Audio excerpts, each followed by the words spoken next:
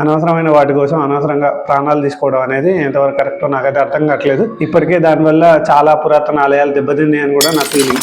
మరి మీరేమంటారు? కామెంట్ సెక్షన్లో తెలియజేయండి. అందరికీ నమస్కారం, welcome back to Udayakrishna 365. So ఈరోజు గుప్త నిధుల కోసం ఉన్న ప్రాణాలు పోగొట్టుకున్న వ్యక్తి గురించి మాట్లాడుకుందాం. ఆయన పేరు రంగస్వామి, నాగర్ కర్నూలు జిల్లా మైలారం గ్రామానికి చెందినటువంటి వ్యక్తి అనమాట.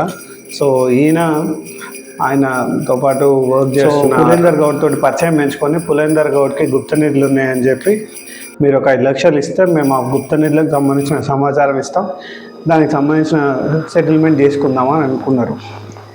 సరే అని చెప్పి పులేందర్ గౌడ్ ఆల్రెడీ రౌడీషీర్ ఏరియాలో. సో ఆయన దోస్తులు అందరినీ కలిపి ఒక 8 మంది దగ్గర నుంచి ఒక 5 లక్షలు తీసుకొచ్చినారు అనమాట. తీసుకొచ్చి రంగస్వామికి ఇచ్చినారు. సో రంగస్వామికి ఇస్తే రంగస్వామి ఏం చేసిండు, 5 లక్షలు తీసుకొని ఖర్చు పెట్టేసుకున్నాం. తర్వాత 5 లక్షలు వేయి అంటే లేవు, అయిపోయినాయి అన్నట్టు చెప్పినాడు అనమాట. ఇప్పుడు ఎట్లా గుప్త నిధులు అది ఇది అని అడిగితే మీరు ఇంకో 10 లక్షలు ఇస్తే దానికి సంబంధించిన ఒక తాంత్రికుడు ఉన్నాడు, ఆయనను పిలిపించి పూజ చేపిస్తా, అప్పుడు మనకు దొరుకుతాయి అని అన్నాడు. సో మరి ఇప్పుడు ఏం చేద్దాం అంటే మీరు 10 లక్షలు ఇస్తే ఇట్లా చేద్దాం, లేదంటే ఆ తాంత్రికునితో మీ మీద ఒక చేతబడి చేపిస్తా, సంథింగ్ లైక్ దట్ చేపించి మిమ్మల్ని చంపేపిస్తా అని అన్నాడు. దెబ్బ గీళ్ళకి మండింది. వీళ్ళు ఆల్రెడీ రౌడీ షీటర్లు, అంతకుముందు వీళ్ళ మీద కేసులు ఉన్నాయి. అయినా వీళ్ళకే వరదకి ట్రై చేసిండు అనమాట. సో ఇట్లా కాదు అని చెప్పి దావతుంది మామరా అని చెప్తే దావతుందని చెప్పి వచ్చేసిండు అనమాట రంగస్వామి.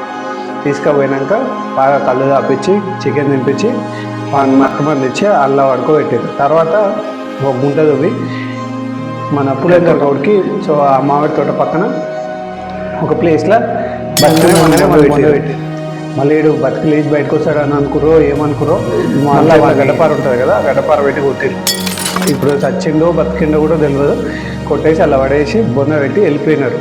సో వాళ్ళ భార్య కంప్లైంట్ ఇచ్చింది పోలీస్ స్టేషన్లో కంప్లైంట్ ఇచ్చిన తర్వాత దెన్ పోలీసులు దాని గురించి ఇన్వెస్టిగేషన్ చేస్తున్నప్పుడు పులేందర్ గౌడ్ గురించి తెలిసింది. సో కూపిలా అయితే దొంగంతా కదిలింది అనమాట. సో పులేందర్ గౌడ్ ఆయన అనుచరులందరినీ పోలీసులు అరెస్ట్ చేయడం జరిగింది. సో గుప్త నిధుల కోసం పోయి ఉన్న ప్రాణాలు పోగొట్టుకుంటూ అనవసరమైన వాటి కోసం అనవసరంగా ప్రాణాలు తీసుకోవడం అనేది ఎంతవరకు కరెక్టో నాకైతే అర్థం కావట్లేదు. బట్ గవర్నమెంట్ ఉంది, ఆర్కియాలజికల్ డిపార్ట్మెంట్ ఉంది, వాళ్ళకి తెలుస్తాయి కదా ఏదైనా ఇట్లాంటి ఇన్ఫర్మేషన్ ఉంటే వాళ్ళు ఏమంటే వెళ్ళి దాని గురించి చేస్తూనే ఉంటారు కదా. నాకు ఇది కూడా ఒక రకమైనటువంటి మూఢనమ్మకం అనిపిస్తుంది.